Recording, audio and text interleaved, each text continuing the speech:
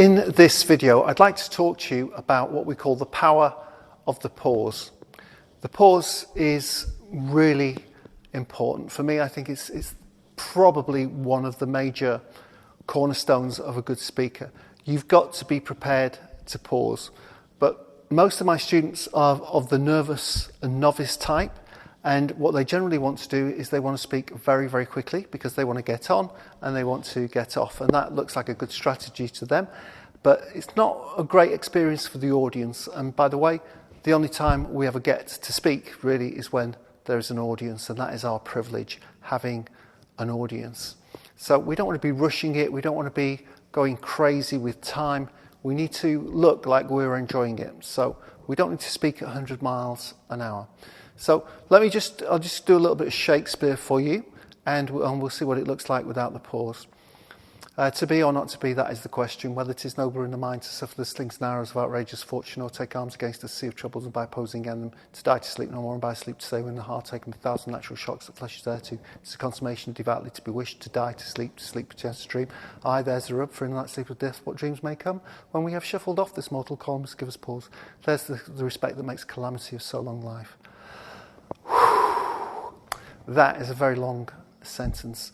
And what did it make Shakespeare, what did it turn Shakespeare's words into? Well, it was just a very long heap of nothingness.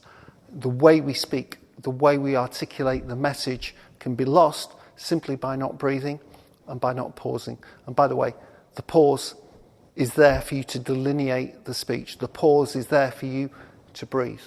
So let's try that again.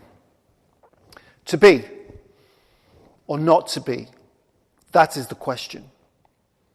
Whether 'tis nobler in the mind to suffer the slings and arrows of outrageous fortune, or take arms against the sea of troubles, and by opposing end them. To die to sleep no more, and by a sleep to say we end the heartache and the thousand natural shocks that flesh is heir to. 'Tis a consummation devoutly to be wished. To die, to sleep perchance to dream. Aye, there's the rub. For in that sleep of death, what dreams may come, when we have shuffled off this mortal coil, must give us pause. There's the respect that makes calamity of so long life.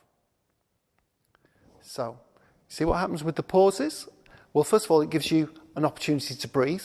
That provides you with the oxygen for your voice, and you can raise the pitch and the pace and the volume. But you can't do that if you're not breathing effectively. So take your time and breathe and relax. Your audience will wait with you and for you, so long as you give them the opportunity for them to believe that you've got some value to share with them. So take your time, take it easy, relax, be prepared to breathe. You don't need to fill every moment with sound. That's the last thing anybody wants.